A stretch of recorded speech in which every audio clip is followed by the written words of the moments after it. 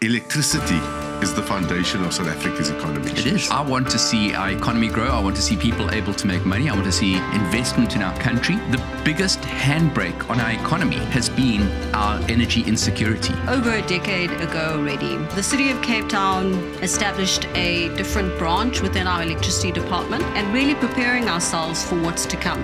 This is where forward-thinking, visionary thinking, political will is so important. Cape Town is going to be absolutely ready to be an active player in that transformed energy sector. Relentlessly fighting to keep the lights on for people. Big up to them. Power to the people. Power to the people. Thank you very much. Hello, South Africa. Today is another day where the DA gets to talk about all things that bother the people of South Africa. Yeah. And today we're talking electricity. Are the lights going to stay on, though? I mean... For now. In South Africa, our land. We're in Cape Town. We're in Cape Town. We're in Cape Town. Damn right. So it's going to stay on. There we in go. Welkom in the Free State, somebody has a load reduction somewhere, and there is no electricity. So what is the difference between load deduction and load shedding, though? Is there a difference? Or is it just a nicer way to put it? There is a difference. Okay. But we'll get into that. We'll get into that. Let's first, so next to me, Kevin Mileham. Hello, Kevin. Hello, how are you? I'm all right. How are you? I'm good. I'm really happy to be here. Yeah, welcome to Cape Town. It's a thing. Must be good to be in a place where the lights stay on. Where the lights stay on, where there's water coming out the taps that you can drink. I like it. Yeah. Welcome. So, Kevin, you are an MP. I am. And you've been serving in the National Assembly for what, 3 terms now? Yeah, 13 years. And your niche is electricity and energy, yeah? It is. I'm passionate about it. I want to see South Africa grow. So I really want to see the lights stay on because that powers our economy. Yeah. Okay. So Kevin went to Parliament when he was 16, actually, as you can see. At 16, was that even 16. Legal? Yeah. Let's not put out false facts. Let's not talk about things that aren't true. But apart from you and your politics, who's Kevin?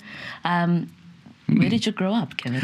I grew up all over the place. I travelled with the circus. I started in Durban. I was born in Durban, and I grew up in Durban, Joburg, the Eastern Cape, East London. I went to school in East London. Then I went off to varsity in Johannesburg and studied law. But I didn't want to be a lawyer. Why did you study law if you didn't want to be a lawyer? There was a program on TV called LA Law. Oh, yeah. I LA Law. That. And everybody thought, that's what being a lawyer is like. Well, it isn't. It was Friday nights, Friday evenings. I can't remember. Yeah, it was Friday evening. What year was this, guys? It was a long time ago. I'm old, okay? Early 90s, around late 80s, early 90s, yeah. Okay, I was not born. So I wanted to be a lawyer, and I got to the end of my degree, and I decided I don't really like this. So I went into advertising and marketing, and I did some work for an ad agency for a while. Then I worked for Microsoft, Coca-Cola, and then I cashed out and I went farming. Oh, wow. And that's how I actually ended up in politics, because I was a chicken farmer. I produced eggs. Oh, wow. And I couldn't deliver my eggs on the road. Okay. Because of the state of the roads. Because of the state of the roads in the municipality that I was in the Eastern Cape. And so I phoned up my local DA councillor and he said, Kevin, there's only one of me. Okay. There's only one of me. Come and help me. Sure. Oh, wow. So I got involved and I started helping him with his branch, and we got the branch set up and things like that. And then the next thing I knew, I was standing as a councillor, and I was a councillor in Dlambe municipality, and then I was a councillor in Buffalo City, and then I came off to Parliament. That is so cool. Xanthea. Impressive. That is very I'm Just a life story. Like, this is so exciting. But we also have Xanthea here. Now I'm excited to hear your story. Xanthea Limberg, you are... Something very similar to Kevin in that I've also lived all over the place. Born in Cape Town, lived in Durban, Johannesburg, then to Zambia. This is as a result of my father's work. So I went to 7 different schools and then came back to Cape Town. But while I was in Zambia, the school that I attended, there was a subject called current affairs. And within this particular subject, you were supposed to take on a community outreach project. And so my project was working at this orphanage just down the road from my school.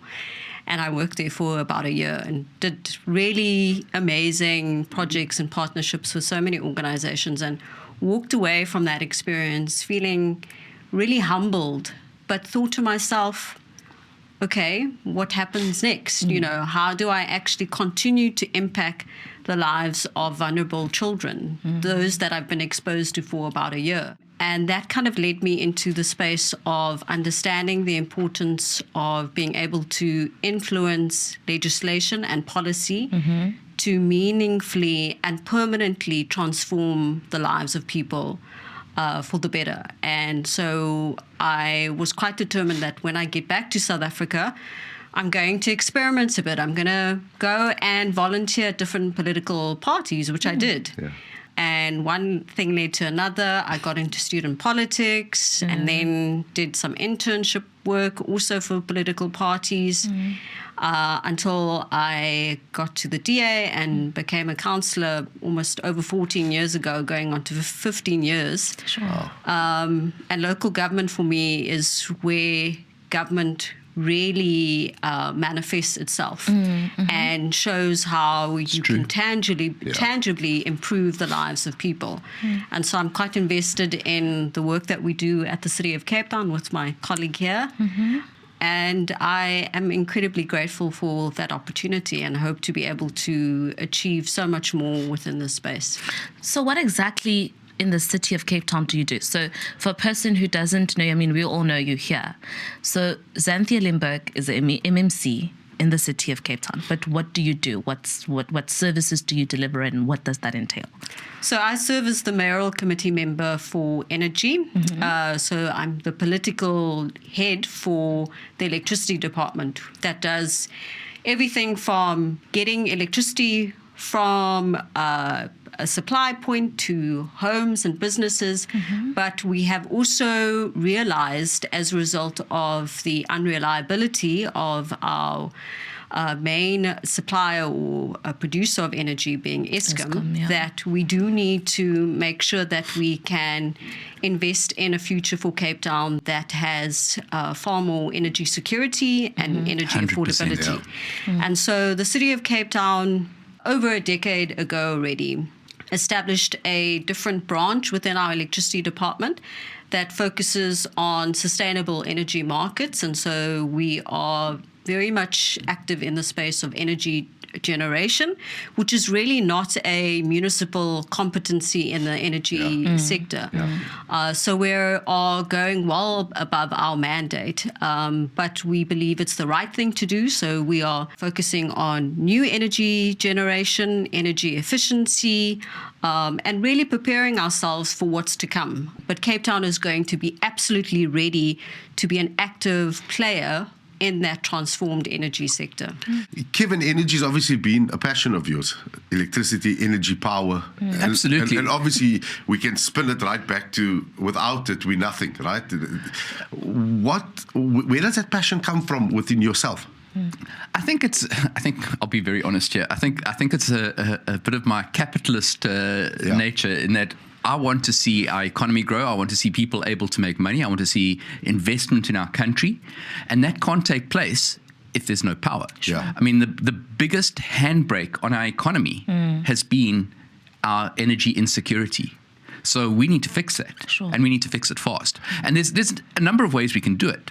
But for me, it's about profitability. It's about, and it all plays out into social aspects as well. Because if you have businesses growing, if you have a growing economy, you'll have employment created. So all of that then comes into the mix. But it becomes quite a problem because as electricity prices rise, businesses are investing in keeping the lights on versus investing in people growing their businesses, growing the economy. So it's a horrible catch-22 situation. We're in a dreadful place, and it comes out of load shedding. Yeah. And we haven't had load shedding now for quite some time, but we're in a better place from a load shedding perspective. We've had the worst year on record in 2023, and it's come down significantly, although Eskom has had to burn a hell of a lot of diesel this year to keep the lights on. 12 billion rands worth. Well, that's the budget. They've spent about 6 billion so far. So they've spent about half of their budget on diesel, or half their budget for diesel. They've spent about half of that. Let's backtrack a bit. Hold on. Before we get into the nitty-gritties of the diesel and the powering, let's go back to breaking down Eskom and Nersa. what is the relationship there? So you Yeah, have Eskom. What is Eskom's job, and where does NERSA as the national energy regulator of the country fit in? So if you think about it in really basic terms, Eskom has three main roles. Yeah. The first is to generate electricity. The second is to then transmit it from where it's generated to where it's needed. Correct. So let's think of a coal plant like Medupi. Yeah. Okay, Medupi is in Limpopo, and it then gets the electricity that it generates then gets transported across transmission lines, those big high voltage lines that you see all over the country, transmitted over those to where it's needed. Maybe that's in Welkom, for example, okay, where there isn't a power plant. And then you have distribution, and this is where we have a bit of a contested space. In every municipality, there are places that the municipality is responsible for the distribution, and there are places where Eskom is responsible for the distribution. Yeah. And that creates a bit of a contestation. Yeah. And I'm sure Xanthea will get into that. I mean, Xanthea, you'd be able. So- We've got that in Cape Town. Yes, Yeah. we do. And it's a feature, as Kevin has said, in most municipalities. In Cape Town, 2/3 of the city is supplied by the city of Cape Town, where we purchase energy and then we use our electricity network or grid to then distribute that energy to households and businesses. So that's a function the city of Cape Town municipality performs in 2/3 of the city. But the other third of the city, Eskom, does that function, which does create a lot of confusion because there's two different tariffs that apply Different within service one level municipality, different service level agreements, where often it is felt that the city of Cape Town renders a far better service than Eskom. The contestation is also one that is potentially in conflict with the Constitution. There is a very strong view that is held, which I'm in agreement with, that the Constitution sets out very clearly the function of municipalities is to distribute electricity, but Eskom, from a legacy point of view, has been given licenses from NERSA to also perform that role. And so there's currently a court case that is being led by SOLGA, the South African Local Government Association, that is challenging this very matter. So let me ask, sorry, Kevin, let me ask you, so what is NERSA then? So we know them to be the energy regulator. So What's NERSA's their- responsibility is to oversee Yeah. the electricity sector, to oversee the energy sector. So it's not just electricity, it's Solar. electricity, piped gas, Yeah. petroleum pipelines, all of that falls under NERSA. They are the energy regulator of South Africa. Part of that is tariff determinations. Part of that is to make sure that people are complying with their licenses and the municipalities have a license to distribute. Eskom has a license to distribute. Anyone that wants to generate has to have a license to generate. So they approve those licenses and then they monitor compliance. So that's the role of the regulator. The reason why you've got this overlap is because in many areas, the municipalities were not supplying electricity. So particularly in your outlying areas, your rural areas, your farm areas, that was all Eskom direct. Okay?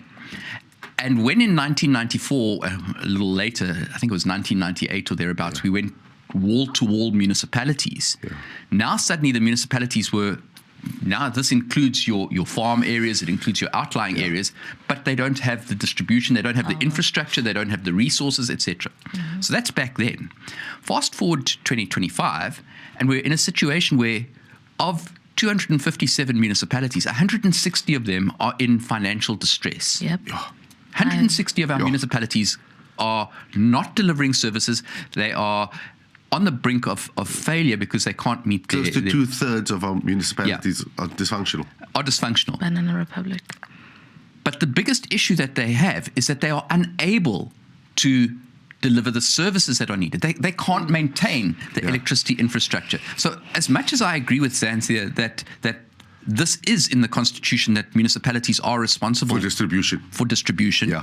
The challenge that we've got is that many municipalities actually can't. Even if you give them all that authority, They just don't have just the don't have ability. the ability to deliver it. Yeah. So, Just quickly, let's go back because we all have a lot of knowledge on this table about the mechanics. Yeah. But I want us to chunk it down to people who really don't, like the people of this country who are confused about what is the difference between the municipality providing and Eskom. Explain it in layman terms. Why is it that you still in the city of Cape Town have people who are reliant on Eskom and those? Is it a choice thing? How does it work? So, as Kevin said, it's a legacy issue. In that previously, what we now view and understand as municipalities, Eskom, in many instances, was the sole distributor of electricity to businesses and to households.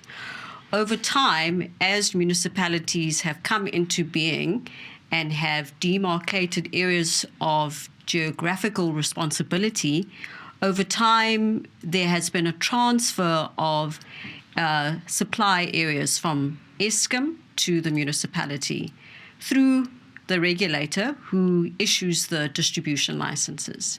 So that's happened gradually over many, many years, where you are now in the space where municipalities do not entirely distribute electricity within their own municipal boundaries. And there is a growing, request that where there is capability to distribute, that municipalities be given that full function. And like Kevin has mentioned, there are municipalities that are definitely not in a position to perform that function. And in those instances, what we do need is for the municipality and Eskom to work together far more closely through perhaps things such as an agreement, a service delivery agreement, where there is joint areas of benefit. So how we use our prepaid electricity meters to assist municipalities to recover debt could be an opportunity for partnership. There is not that partnership at the moment, or very fragmented partnerships. And the point is to try and, in instances where municipalities can't fully render the distribution function, that at least between the municipality and Eskom, there is a far more closer operational working relationship. Can I just step in on two sides of the same coin? On the one side, one of the reasons why Eskom hasn't transferred distribution to municipalities is that municipalities can't afford to purchase the reticulation infrastructure. Because if you think about it, those power lines, those substations, those transformers are expensive assets. And they require maintenance that municipalities don't know how to maintain. And in many instances, and Eskom's not going to just give it to the municipality because it's on their balance sheet. It's there. So there's got to be a transfer from one to the other, and they can't afford it. So that's the one side of the equation. But the other, and this is to Xanthea's point, you've got places in South Africa where one side of a road is Eskom supplied, and the other side of the road is municipal supplied. And they're paying two different prices for electricity. Opposite each other. Across the road from each other. And that's the challenge that we have in South Africa. I'll tell you the scary thing, and it's the saddest reality of it. Specifically in a DA-led municipality.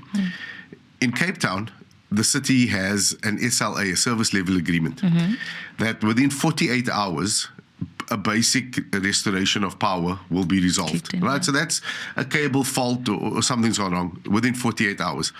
There are areas, like you say, a road away that is Eskom supplied, where those same people will sit for up to 3 weeks to a month without electricity. It becomes a city of Cape Town problem when it's actually an Eskom problem. Because people actually don't understand. But a few weeks ago, I read a story, Kevin, about Nersa and this 54 billion rand blunder. What was that all about? Because there's not been much more media about the blunder. What is this blunder all about? It's a fascinating tale of incompetence, maladministration.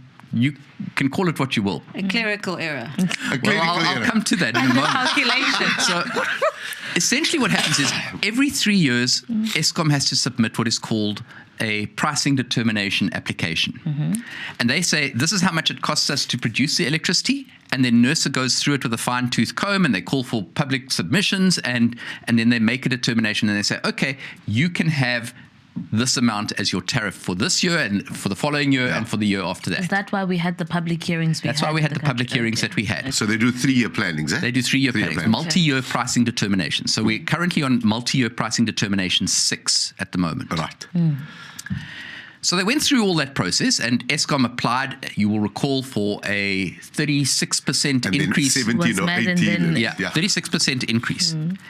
NERSA in January then announces they are awarding Eskom a 12.74% increase. That's Eskom's tariff. Remember that's the price that Eskom's increase to its bulk customers will go up by. So if I was paying 50 Rand in addition to the 50 Rand 12%.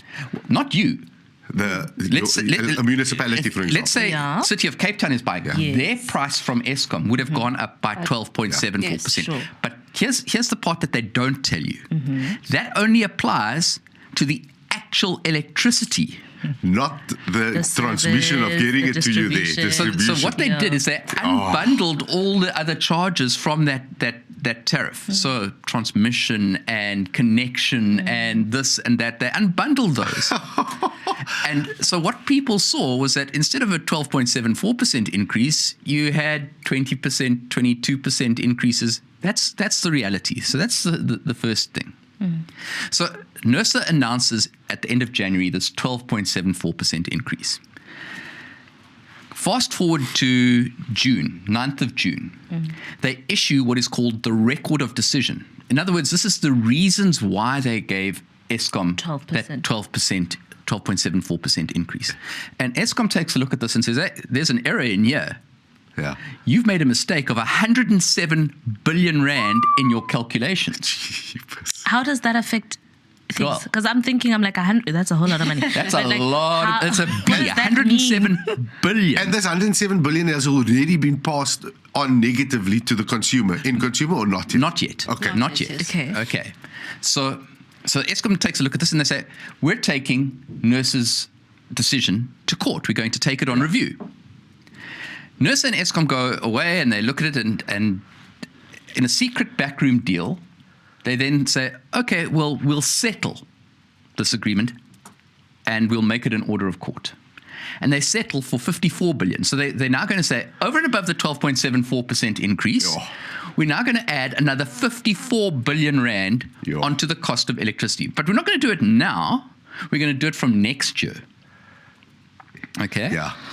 I'm trying But to it gets understand worse. how you make that mistake. Like, Well, they say it's a clerical error. no, if you can't undercalculate to that degree, you guys. If you know this is how much we are going to need to collect from municipalities or whoever our distributing partners are, and the households that we provide, this is how much we're going to need, this is how much it's going to cost, and then that minus the complications of the distribution tariffs that are added on top of that by the municipalities and how much you go by. Like So this is part of the problem. Yes. Is that first of all, our electricity pricing Model. is very opaque. It's not easily understood. To this day, maybe Xanthea does. No. I look at it and I go, it doesn't make sense. I don't know where I fit in on this model. Yeah. Where am I As a consumer. Where do I sit on this whole thing?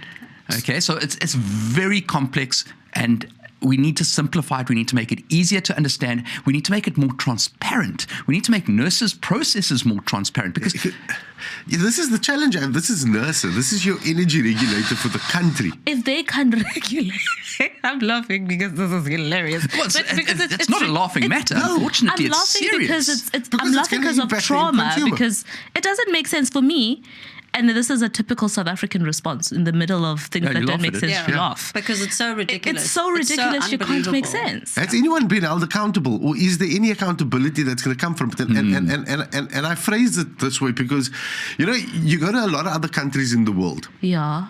and when things happen that shouldn't happen, like let's just for an example say load shedding takes place in another country. The Popo's well dance. Die poppe dance. Yeah. There's riots on the streets. There's people are angry. We saw what happened with the water situation, a couple of weeks ago. But in South Africa, we laugh. Well, there's And no culture of accountability in South Africa. There is isn't at absolutely all. no culture of accountability, and you can see it. You can see that people who were Unbelievable. named in the Zondo Commission reports still have They got seats cushy in jobs Parliament. in They sit in certain parties. They sit in director general positions and things like this. It's a huge problem. So we have the person who made the clerical error has been suspended or fired. But that doesn't change anything, right? But have they actually? Yeah, Well, exactly. that's the I doubt question. it. Yeah. So NERSA came before the Portfolio Committee Yeah. on Energy and Electricity, and they said, we made a mistake, we're sorry. Okay? This is NERSA's chairperson and the regulator. So they have full-time regulators who are responsible for different portfolios. So NERSA and the regulators come before the Portfolio Committee and they say, we made a mistake, a 54 billion rand mistake. We're very sorry. But how does that... Wait, whoa.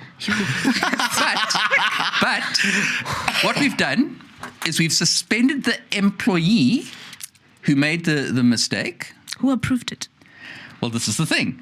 The chairperson hasn't taken any responsibility for it. Yeah. The regulators haven't taken any responsibility for it. The regulatory committee hasn't taken. They knew about the problem on the 25th of January. There was an electricity subcommittee that said, here's a problem, and they rectified it. Oh, my God. Before It they then- went to the public participation. No. After yeah. they went to the public. So they identified the calculation error. They rectified it. Before they made the announcement. This is on the 25th of January. They say there's an error. They acknowledge the error. It then goes from the electricity subcommittee, it goes to the regulator committee, which is now the top management of the organization. Yeah. And the top management say, have you corrected the error? And they say, yes. And they just take their word for it. They don't check, they don't verify. There's no verification process or quality assurance or anything like that. And they approve it with the error. And then when they issue their record of decision, 6 months later, it's still got the error in it. And that's when but here's the real kicker on this whole thing. Here's the real kicker. The 12.74% increase was already 4 times the inflation rate. Yes. Yeah. 4 times the inflation rate. It's going to go up by another 8% next year, Because of and another 8% the year Yeah, after that, yeah. because of these problems. Now that is putting huge inflationary pressure on every single aspect of our economy. The loaf of bread that you buy, it's not about well, it is about the input costs, but I mean, it's not about the grain. It's about the baking of the bread. It's about the even the fact that the petrol that you put in your truck to transport the bread from where it's baked to where it's delivered uses It uses electricity to get it out the ground and into the truck. And this is just the problem, because I think far too often, because politicians speak about electricity, people think all that we're doing is playing politics, or it's just a policy discussion, when it's actually not. Electricity is a day-to-day issue. Everything you do. Everything that you do. We're sitting here under lights. We're sitting here because there's an electricity that is broadcasting it to where it needs to be and where people are watching it. When we leave and go home, we turn on a light, we cook. And if we continue with this level of nonchalantness. I always want to use another word, but it's a family show. Yeah, literally. What's the end result? But everything, other than the direct impact, when you purchase electricity, it will be more expensive. Yeah. As Kevin has said, everything else, every so-called indirect aspect of life, the goods and services that government procures, the items that you purchase to just go about your day-to-day life, there'll be a massive increase. And so the incredible challenge that South Africans are already experiencing of a cost of living crisis is just going to be exacerbated.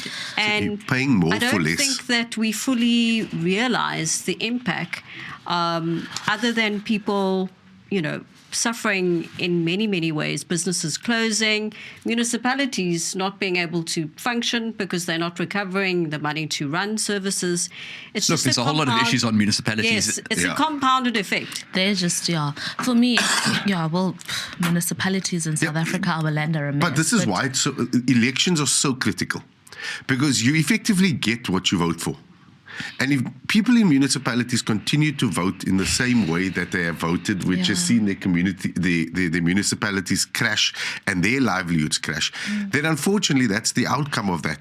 But at some point, it's got to change. People have got to make better decisions to put governments in place into municipalities that can actually function, that can actually get the job done, that has the ability and the capabilities to supply electricity, a constitutional responsibility, as you mentioned earlier. But until you get to that point, it's never going to happen. Okay, I'm going to play devil's advocate here. So we have an under-calculation of a settled 54 from 112, you said? 107. 107. So if the calculation was done right from the word go, then we would in elk geval be where we are now. So the only thing that happened is that there was a delay in the announcement of our reality.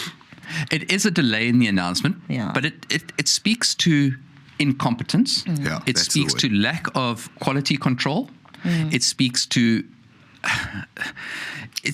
the fact that we have an Eskom that is inefficient in its operations and has a legacy of corruption. I mean, we must understand that much of the cost that we carry today is a legacy of the corruption of the state capture years, Medupi, Kusile, Chancellor House, Hitachi Power Systems, etc., etc., etc.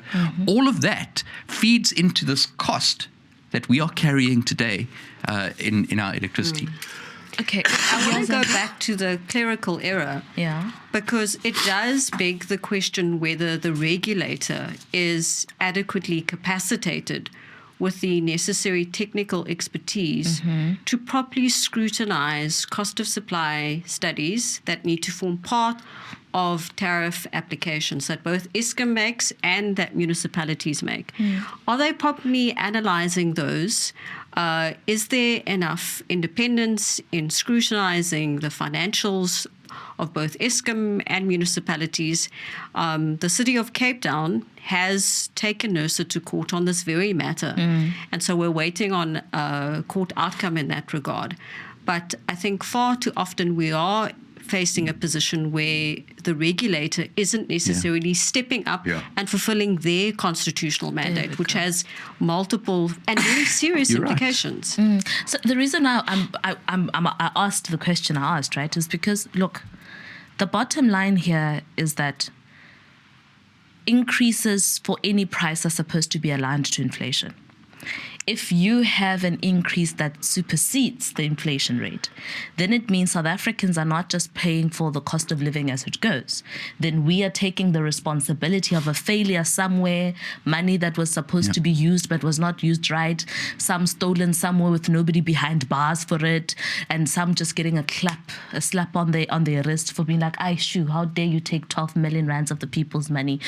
Try 54 billion. Try 54 next time. Billion, not million. Billion, yeah, because that's where we are.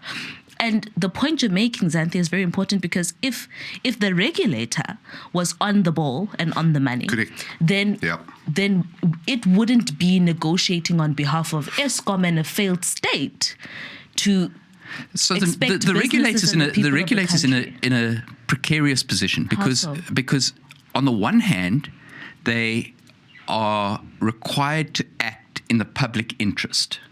How is that in the public interest? And it's not happening at the moment. That's one of their core principles, that they act in the public interest, that they act transparently. And I would argue that they haven't acted transparently in this particular instance, and I would argue that they haven't acted in the public interest. Yeah. But on the other hand, they do have to take into account the I don't want to talk about cost of supply, but that's essentially what it is. How much is it going to cost for Eskom or any other supplier to provide that electricity to the public? And they have to factor that into their thinking, and they have to balance that. So they can't say, well, the costs have gone up by 30%, but because it's in the public interest, we're only going to award 5%. They have to balance that. So they're in a precarious position here. But Xanthea is on the money. Is there adequate capacity inside NERSA to do the analysis, to do it transparently and in a way that the public can engage in, and then to say, you know what, Eskom or whoever we're awarding a tariff determination to, we're not giving it to you because you have not acted prudently, because you have not acted financially responsibly. And so until you do, you're not getting the But increase that's that you the deserve. job of the regulator. So what's stopping the regulator from saying Doing their no? job. That's where my argument says. You know, we all know the answer to this question. We all know the answer to this spell question. it out. The public needs to know it. It's political. Well, There we There's go. the thing, yes. so how does Eskom and by virtue of that NERSA act in the public interest when they are when they have a budget of 12 billion rand No, they don't have a budget of 12 billion rand. for diesel? Just for diesel. That's Yeah. just, For that's diesel just alone. for Because I diesel. want to speak about load shedding. Hold on. Because how sustainable is not having load shedding if you're constantly just plugging money into diesel? Okay, so So in a way, is load shedding coming back? no. Look, I don't want to where say you live. I don't want to say no. Yeah. Let's you know, They how long will the lights stay on for? Yeah. Nobody. How long is a piece of string? Yeah. But the real issue is this. If we're going to open up our electricity market, if we want real security of supply, if we want real affordable electricity, we have to create competition Correct. in our electricity supply market. We have to have multiple sources of generation. Yeah. We have to have multiple suppliers. We can't be stuck in a monopolistic or monolithic supply chain where Eskom is the generator, Eskom is the transmitter, and Eskom is the distributor, and Eskom gets to decide who gets and who doesn't get electricity, Yeah. because that's what we currently have.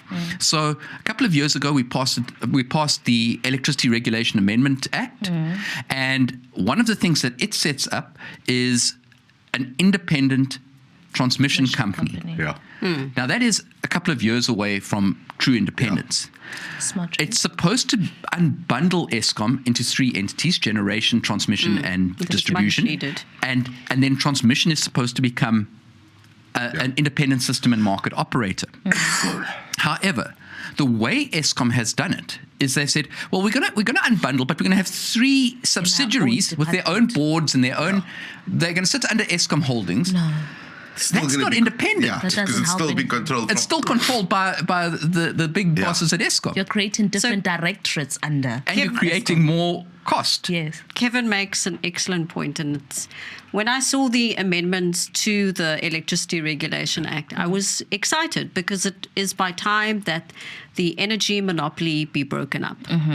But then when one looks at the detail and then you see Yeah. how it's been Yeah. configured, you Yeah. ask yourself, are we actually just dealing with three Escoms here? Yeah. You know, and to what extent is We're there dealing going with to one Eskom with with three little branches. baby and to Escoms. what extent is there going to be real competition? That's I the can point I want, only yeah. hope that when we see the introduction of what the act is the wholesale electricity market, where there's an entire market that's going to be established where generators can trade with buyers and hopefully municipalities Yeah. can enter that space as well, that's where we see that competition over time get us to a point of true energy diversification and true energy affordability. It's not going to happen immediately. This market is supposed to come into effect April next year.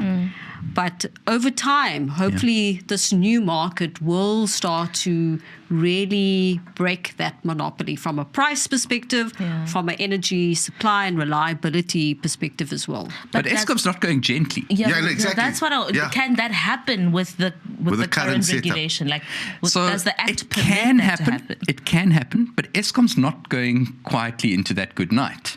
The state is not allowing Eskom to say Well, goodnight. yeah. They're keeping I them mean, away. You want more milk? You We'll give need to understand bailouts. that even a simple thing like grid access. So Yeah. when you're an independent power producer, you need to apply Yeah. for grid access. You need to apply Correct.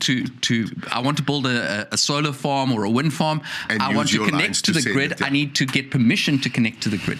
Who do I apply to? Eskom. And Eskom decides the rules as to who gets grid access and who doesn't get grid access. Why? I mean, we know the answer, and I think it's important for the public to know the answer. Why are they so hell-bent on holding on to this monopoly? Russia. Oh. You want to take money away from me? It's all about the money. What's the eye, you know? It's the Show eye. me the money. Yeah. Show me the money. And I think it's important for people to realize that Yeah. it's all about It's about contracts. Ensuring It's about coal tenders. contracts. It's about diesel contracts. It's about procurement contracts. Yeah. When you have a monopoly, you decide who gets the money. Yes. And then there are political parties, this is what angers me.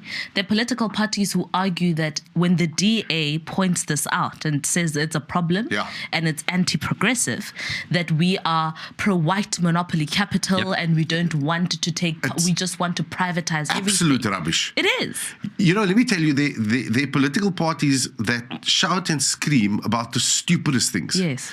But when it comes to issues that matter to communities, like electricity, you don't hear a word from them. And I'm not talking about the ANC now. Let's talk about the Green Party and these other buggers.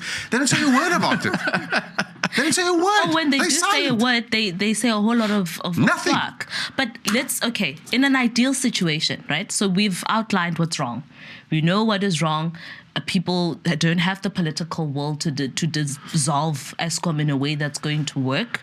And the only way it's supposed to work is if we're able to see service delivery for people, for households, for businesses, and even for government itself, because it also depends on a good electricity grid to do its work properly, right? But how do we get there? What do we need to do in order to get to a point where electricity is no longer a problem in this country? Where do we start? Yeah. Well, I think with Eskom, they need to focus on the basics, which it appears as if they are doing that because our energy availability factor is improving, meaning we are getting to a state where we are slowly being able to meet our demand. And they've been able to do this through focusing on maintenance and repairs, which they should have done a long time ago. So they need to stay on track in relation to that. But then we need to make sure that we diversify our energy supply sources. So not only being solely reliant on coal, we are in a fortunate position that we can tap into sun, wind, gas. We have that ability to access alternative sources of supply, and we need to make sure that we have a broad energy mix that is going to take us into a future of energy sustainability and reliability. And I think most importantly, municipalities need to be given the opportunity to be active participants of that energy market beyond just being distributors. And through that collective effort, I think that we can get to a point where we don't have an issue of a demand constraint, and we also move to greater affordability, which I think is the overwhelming crisis that South Africans are facing, not only businesses, but most in particular households. Yeah, so what Xanthea is saying is there's a construct in energy policy called the energy trilemma. Which is like an energy security, in other words, the reliability of your supply. Energy affordability, in other words, can you afford to buy the energy that you need? And then energy sustainability, which goes to the cleanliness, the long-term sustainability of your energy. In South Africa, we tend to play off energy security against the other factors. We tend to ignore sustainability completely, and particularly those other political parties that you were talking about. They are very, very pro building more coal plants. Because how is that going to fix the problem? Well, this is one of the issues, is that Eskom, their balance sheet can't afford to build new generation. That's correct. It literally cannot. They are 400 billion rand in debt. They cannot afford to build new generation. So it's going to have to come from outside of Eskom, which means we've got to open up our market. But Eskom don't want to do that because they lose control.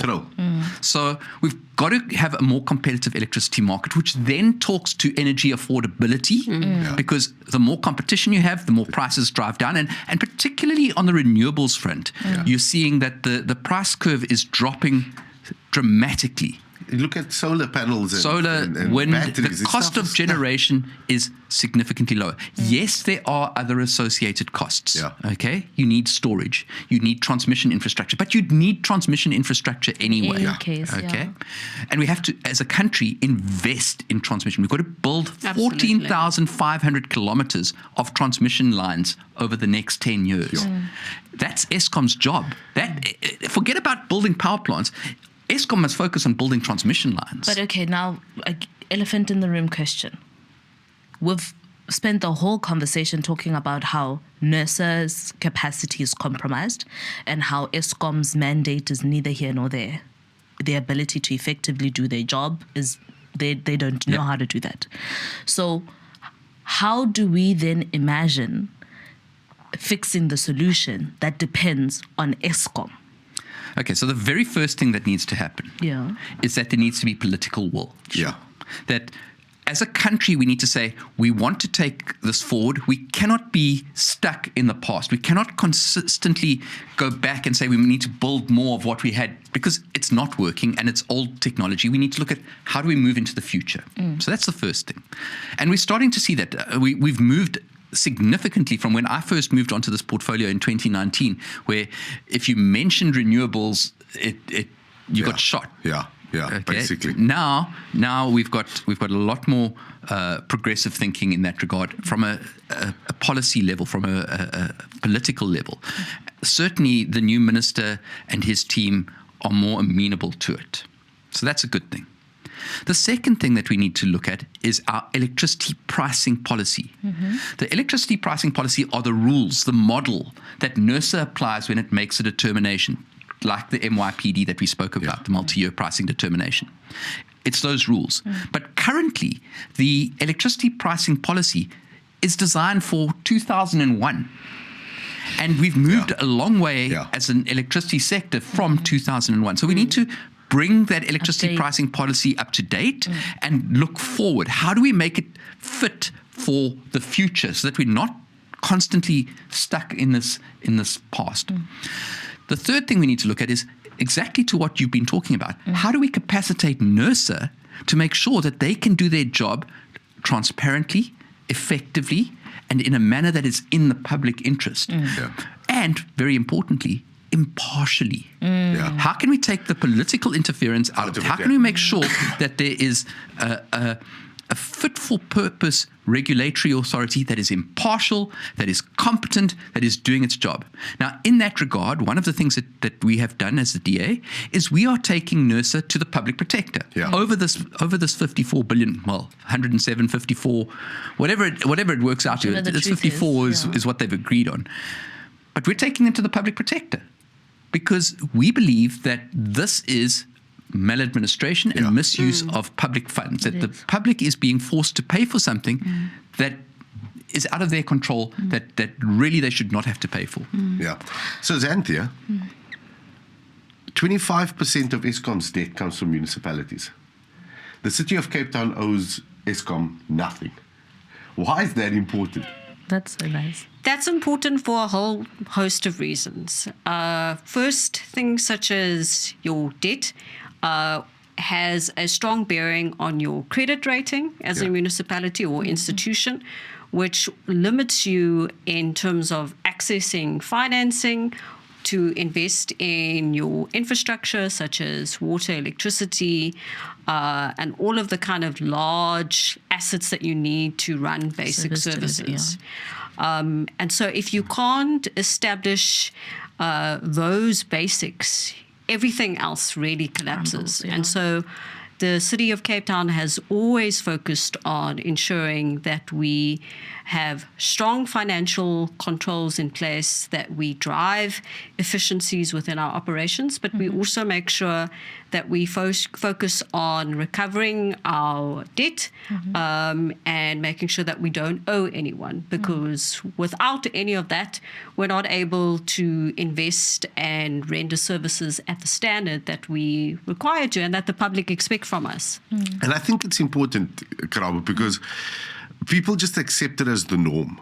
When we went through the worst stages of load shedding in this country, and we know what the impact on the economy is and jobs, etc. But the city of Cape Town was able to absorb a number of levels of load shedding. Yeah. And it's weird because literally the one area the lights was off in the city because unfortunately they supplied by Eskom, and for most of the 2/3 of the city the lights were on. What does that do for the economic confidence of a city and its people when we are able to do what we do and how we do what we do to keep the lights on? I think when you can keep the lights on when the rest of the country's lights are off for significant periods of time, it does instill a level of confidence that is absent in the public sector. But most importantly, when the lights are on, that means businesses, manufacturers can continue to operate. People can continue in their day-to-day lives. They can cook. They can walk home safely from work. So you have a sense of normality when actually everything around you is very much chaotic and uncertain. And I think that sends out a very strong message of hope that actually, if things are done right, if there's the political will, if there's a focus on good governance, things can be drastically different and you can have a meaningful impact in improving the lives of people. And so during load shedding, the city of Cape Town was able to at least protect our residents from 2, sometimes 3 stages of load shedding through our Steenbras hydro storage pump scheme system. And you know what?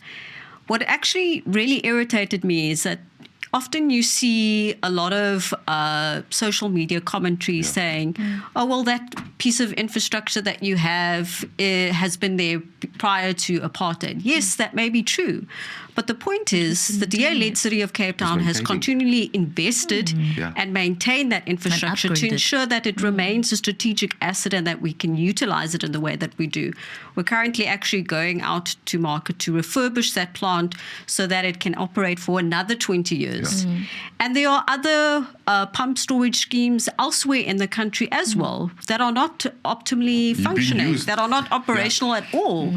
And so this goes back to the question that you asked about establishing those basics, focusing on good governance, because at the end of the day, it has a material impact on the lives of ordinary people. It's just, to Xanthea's original point, it's all about public trust. It's about trust in government institutions, trust in your municipality, trust in Nersa, which we don't have at the moment. Absolutely. The credibility is shot. 54 billion of it.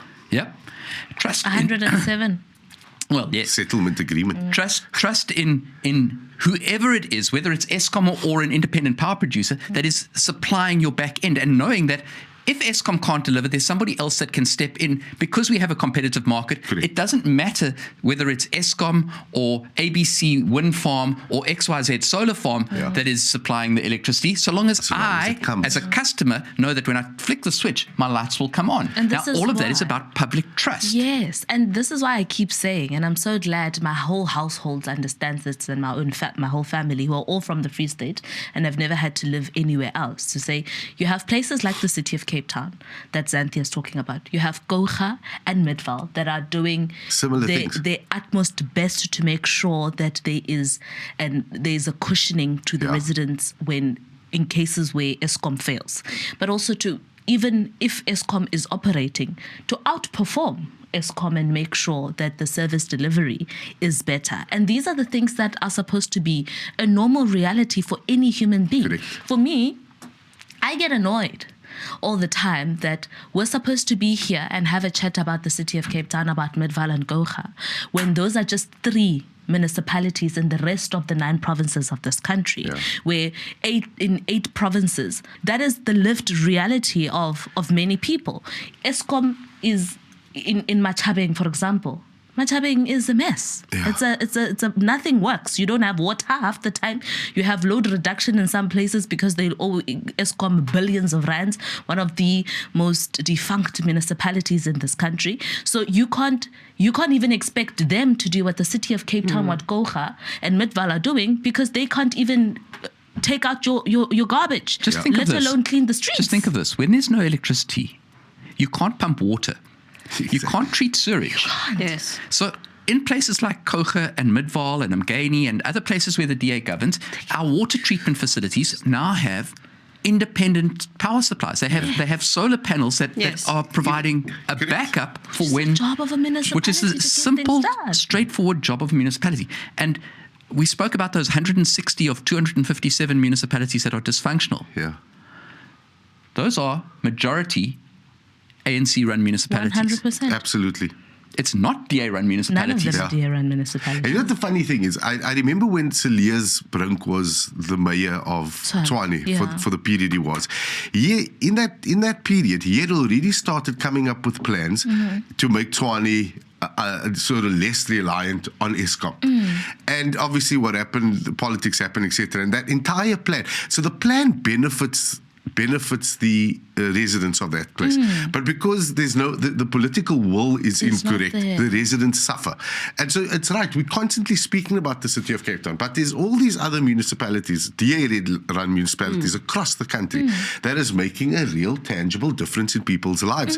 And I think it's important that people understand that. They don't need to go much further to see the dilemma that we actually find ourselves in. Yeah, because I mean, in Gauteng alone, outside of the city of Cape Town, in Gauteng alone, you have Midvaal directly next door to Mfuleni. Mfuleni, yeah. Mfuleni is the worst run municipality in Gauteng, and Midvaal is the best run municipality in Gauteng.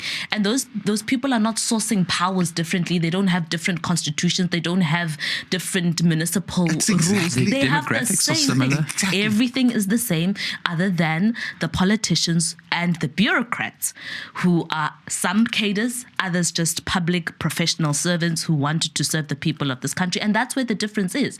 And that's what we're supposed to be thinking about next year when thinking about our municipalities. If you want a better future, change your government. Change your government. This is look. Unless your government works. If it works, keep it. The DA does more for poor in municipalities that they govern than any other party do where they do govern.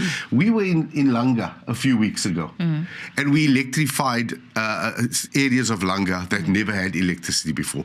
We ensuring clean water, sanitation, electrification. That doesn't happen where it should happen in other municipalities because there's just no will to do it. Yes. So this pro-poor party, they call themselves, whoever they are. Yes. You There's no such thing. When they have to repeat their name, it's useless. It's I mean, Jordan in the city of Cape Town has 75% of his budget focused on infrastructure in poor areas. Correct. Right? And this is what for me, the reason why I'm emphasizing on this is because there's an opportunity in this next year for the people of this country to consider, while Eskom is not working correctly, while Nersa is still trying to figure out how they organize, how they punch a calculator or balance a balance sheet, municipalities can play a role in fixing what is wrong and doing the basics of making sure that there's water, there's electricity, that there is bulk supply of all services. And that reality depends on deciding on who your government is, which political party. And I keep saying there is no other organization or political party in this country, in democratic South Africa, that has the proven track record from the Auditor General and even from stats that say itself of delivering and improving the quality of lives of these people. The stats essay, because Angus is completely right. The DA-led governments here in the city of Cape Town as well actually do far more for our vulnerable families than any other municipality. And it's not us just saying that. The Stats SA report that you are referring to of 2024 actually pointed out that the city of Cape Town Metro has the highest proportion of residents receiving indigent relief. Why is that? Because we've actually changed our criteria to be so broad to make sure that we can accommodate and help as many people as possible. So we have changed our qualifying criteria for accessing free water, sanitation and electricity, rates, rebates, solid waste. And that comes down to, as you say, political will, having the right leaders leaders in place who are focused on improving the lives of people and not enriching themselves. 100%. Do you know what the most heartwarming thing for me is as a councillor? And that's why I love local politics. People walk into your office with their rates bill. And they put their rates bill on your table, and they go and they say, "Thank you very much, councillor," because there's zero owing. They're not paying for a refuge. They're not paying for sewage. They're not paying for water because they can't afford it. And so the city or the DA-led city doesn't labor them into worrying about when they're going to be able to pay it, how they're going to be able to pay it, or even forcing them into an arrangement to keep the flow going. If you can't afford it and you meet the criteria, there's up to 100% rebate. Now, that does not happen at any other municipal level in this country. Also because their indigent Policies. their indigent database is out of It's date. outdated, So yeah. that's why the other I'm sighing, because I'm like, I'm problem. listening to you talk about this utopia. Majority of the people of this country don't know what that is, because we have idiots as political leaders who have absolutely no sense of Not care. we, sense we, of, not we. Not mean the country. We, the country. We, the country. We, the people. No, not we. Have people Yeah. who have no sense of compassion for people. Okay, Do you know, you Kevin, said it earlier. You said it earlier when you spoke about you studied law and then you spent some time in the corporate world.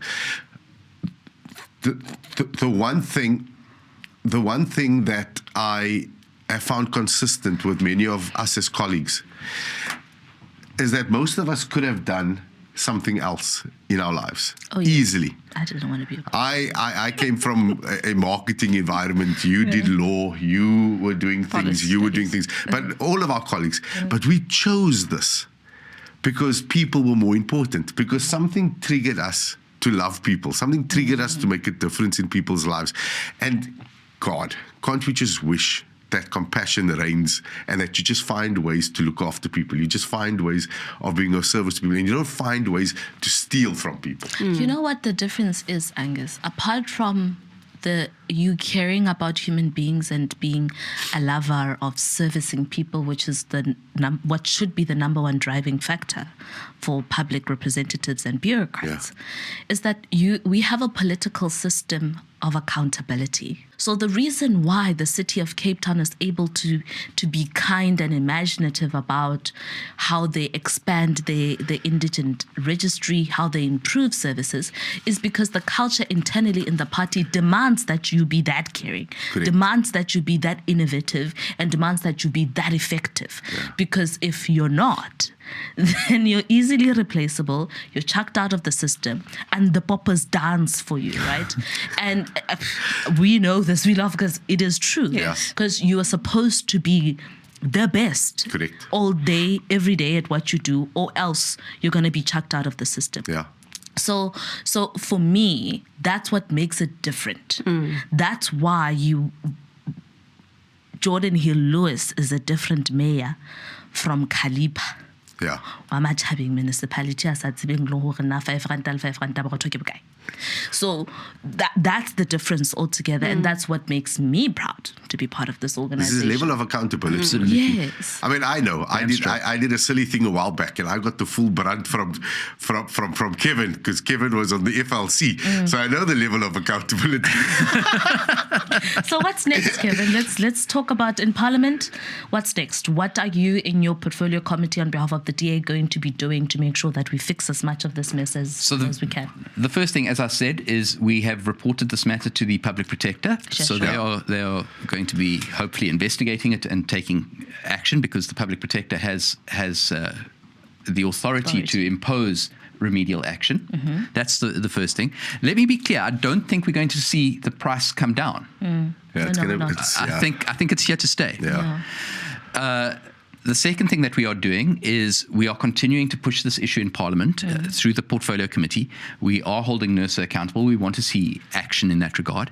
But we're also pushing it in the Minister's office. I want to see that revised electricity pricing policy. I want to see that as a matter of urgency. I want to see it now so that we can see that transparency and accountability, and that there are clear rules that NERSA has to follow, that Eskom has to follow, that says this is how you determine the tariff of electricity, so that everybody knows what it is and we know how to get to the end number. And then I want to see the unbundling of Eskom and the opening up of our electricity sector to competition. I want to see that happen, because until that happens, we are going to be stuck with a price that is forced upon us instead of one that is determined by the market. Yeah, and it's also cool because luckily for us, we have a deputy minister in that portfolio, in Sam Graham-Murray, who also speaks from the score sheet of the Democratic Alliance's policy proposition on influencing this decision. So it's also great for the people of the country to know that we have the parliamentary legislative oversight and the fighting mechanism here, but we also have a deputy minister who's also fighting every day to make sure that we push the needle. So that's super, super cool. Xanthea, in the city of Cape Town, what are we doing more? There is lots that we're doing more, but let me break it down in 3 parts. One, the Mayor, Jordan Hill-Lewis, has set a commitment, or made a commitment to the residents of Cape Town that in this term of office we'll be working towards at least 4 stages of load shedding protection. I know that we're not in a period where we have load shedding, but the reality is just earlier this year we still had load shedding. So the system is still vulnerable to a certain extent, and we need to prepare for that. And how are we doing that? Firstly, through new supply, so self-generation.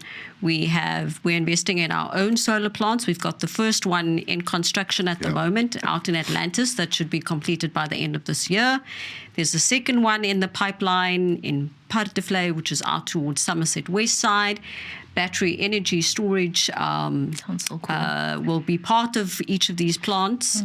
And then we are continually also retrofitting all of our major energy intensive facilities like wastewater treatment plants with solar PV to make sure that we can also offset our energy costs in our operations. Sounds so cool. Secondly, energy efficiency. We are retrofitting city facilities, street lights, our traffic lights, you name it, all to reduce our energy bill so that we can ultimately, over time, reduce our operating costs, absorb all of these other external increases that we're continuously exposed to.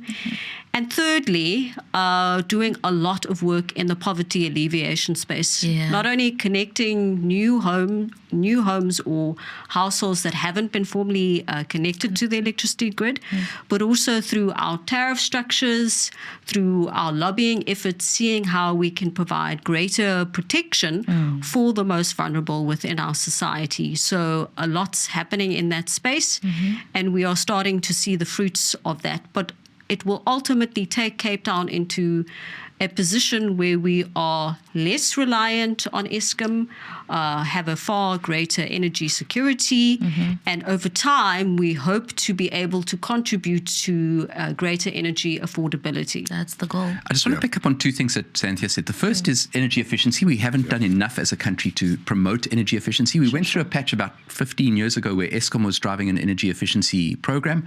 We need to do more to encourage people to use LED lights, to disconnect devices when they're not using them, and really focus on how we can save electricity. And the second is, and this is something the City of Cape Town has been very good at, we need to do more as a country to promote self-generation.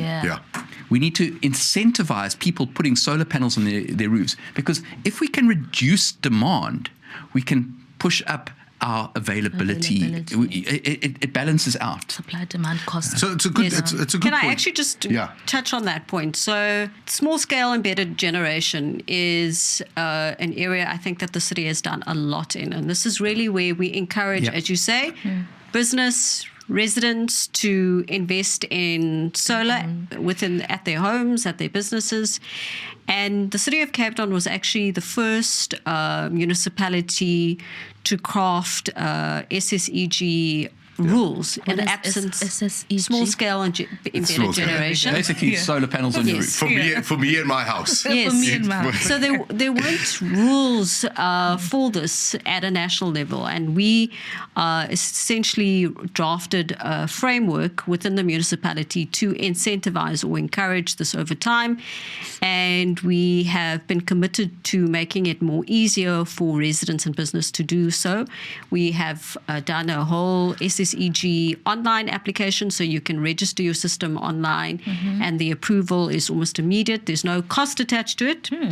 That is so Bearing in cool. mind that Eskom has A huge cost, has costs for making that application. Cutting red tape. But then we also allow people to feed their energy back into the grid. the And city get paid grid. for it. And get paid for it. money for it. So it comes off your rates bill. So in layman's terms, if I have my for me and my household, we have a solar system. Yes. I can put it into the municipality's grid system Yes. for you to give to other people. Yes. And then if I do that, you give me money. Yes. Yeah. So cool. So Kevin spoke. like this. Kevin spoke about it earlier as well. Yeah. But the concern that I have, though, and it's brilliant and it's nice because the cost of these things have come down tremendously. I mean, a system that would work at my home in the past would have cost about 300,000 rand. Now that same system is costing about 50,000 rand. Still delivers the same, what you want out of it. The challenge I have, though, is that if ordinarily, assuming I would spend 3,000 rand on electricity a month, just the stupid number. That's It's not that stupid, actually. It's actually not that stupid. Not anymore. Not Yeah, with it's actually 54 not a billion. stupid number at all, Yeah. actually, because that's around about where I'm at. Yeah. But so if I were to, if I would nearly spend 3,000 rand on electricity, and now I was using solar and battery completely, obviously that price is going to come, that cost is going to come down. But am I not disadvantaging the municipality? So it's a really good question. Because remember However, that- however, if you are selling electricity back to the municipality, first of all, the municipality is not paying you what they're paying Eskom. Correct. Okay, so let's say they're paying Eskom 3 rand per kilowatt. They might pay you, I don't know, 80 cents? R1.26. Okay, 1 rand 26. There we go. So you're getting 1 rand 26. First of all, you're getting money that is paying off your system. Yeah. Okay? Secondly, the municipality is getting electricity a lot cheaper than From it can you, buy out of From Eskom. Ah. So they can resell it at the same rate that they sell the electricity from Eskom, and they make more profit on that electricity.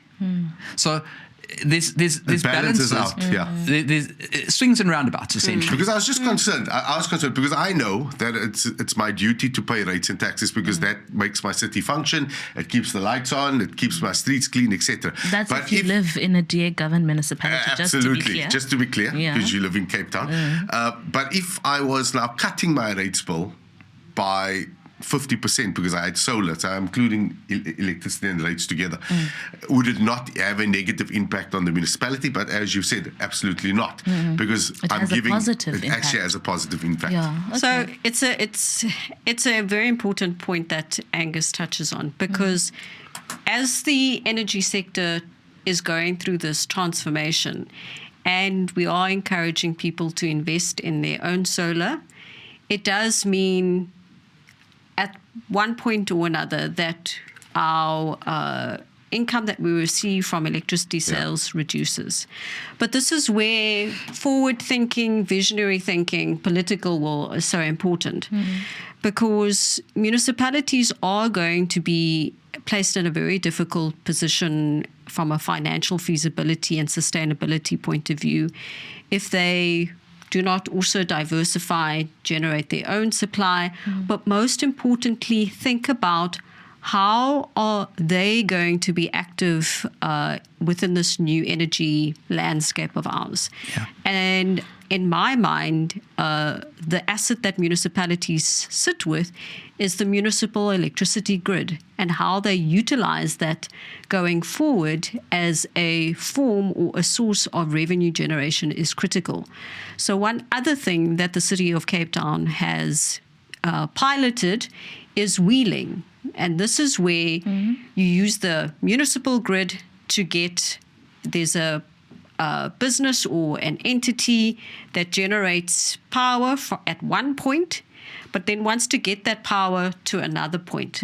They get that power to the other point through using the municipal grid, which we call wheeling, if I can simplify it in that They're way. basically paying a transmission charge. Correct. And so the City of Cape Town has now piloted the first phase of wheeling, what we call bilateral wheeling. So Angus wants to get energy to Kevin. They go through Xanthea as the municipal grid. We have piloted that now, and that is a service that the City of Cape Town now offers. Brilliant. And you can do that even if you are outside of the City of Cape Town's municipalities' boundaries. The next phase that we are piloting is multilateral wheeling. So Angus wants to also sell or get energy to Karabo and to Kevin, and you do that through Xanthea, like the municipal airtime. grid. You know, So that by next year is going to be additional feature that we offer. And so even Sending though data. hotspot, Wi-Fi. Please power me. Yeah, Send me 10 rands electricity, please. exactly, in the same WhatsApp group. even though small scale better generation from a financial point of view has a risk attached to it around what it means for the financial feasibility of municipalities. Municipalities, both now and in the long run, need to think of how they utilize their grid within this changing energy landscape. And I think that's potentially the other service that hasn't been fully tapped into that will ensure financial sustainability in the long run. ask? So in this wheeling process, would you be able to put a system in place where you could literally send a "please call me" and then obviously change the words? I'm patenting. I'm putting this out there now. I'm patenting. Please power me. Yeah, please power me. 10 rand, 20 rand. actually very cool. Listen.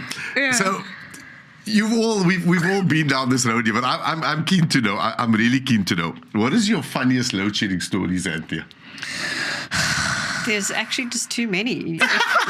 No, but to you personally, and I'm coming to you, Kevin. So hold on to that. Apart from bumping in the wall because Yeah, you but forgot bumping the your toe into the organization wall. of your house in the dark. I think it's about.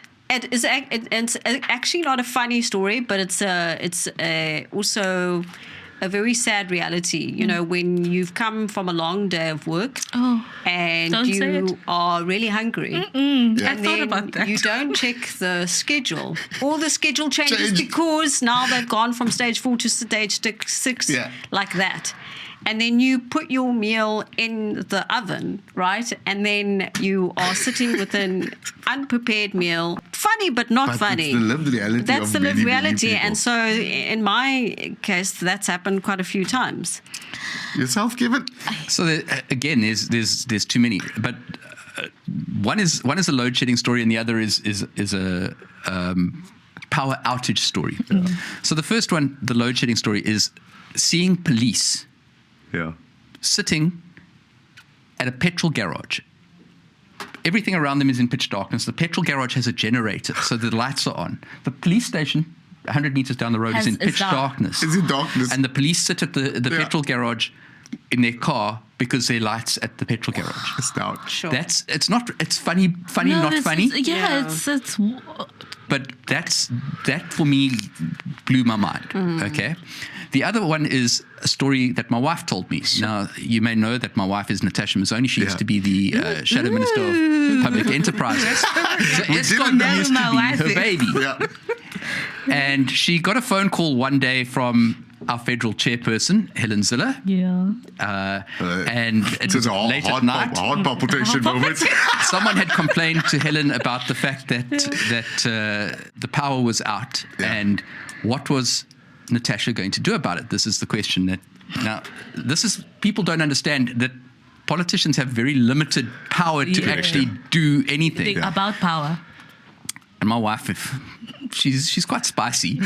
She says, well, would you like me to take a flat screwdriver or a star screwdriver to the transformer? What screwdriver do I need? Yeah, look, Helen, I'll get on the phone with Xanthea right now. I'll get back to you. You see, but that's the thing. You know, the point you're making is... Because, I mean, obviously Helen knows that there's nothing Matsone can do about it. But, I mean, she has to ask and transfer this question because this is what we all get. Yeah. When there's a power outage, whether it's your responsibility or not, Correct. you are expected to be able to deliver. I'll tell you a last story. We had a major power outage that affected a large part of Cape Town not too long ago over Easter. literally over Easter, Good Friday weekend. And had we had left that repair job to Eskom, it would have taken 3 months to repair. It was a high voltage cable. Within 48 hours, by Easter Sunday, we had restored power completely. Oh, that's beautiful. And so I want to leave you with this. Electricity is the foundation of South Africa's economy. It is. Sure. And without fixing it, nothing else is going to work. Yep. Absolutely. And I think today and consistently we've shown that the DA has a plan. It's part of our Turbocharge campaign. So it's not just, we're not just saying it in our Turbocharge campaign. In the municipalities where we are responsible for and we're governing it. we are actioning it. And so, Kevin, thank you for the work that you are doing at national level, and that's filtering down. Xanthea, this is your second rodeo at electricity, hey? And you've consistently proved yourself to be worthy of what you're doing in electricity for the residents of Cape Town. And to all our colleagues that are working in other municipalities that are relentlessly fighting to keep the lights on for people, big up to them. And just to know, Power to the people. power to the people. Thank you very much, guys. Adios, muchachos. Ciao.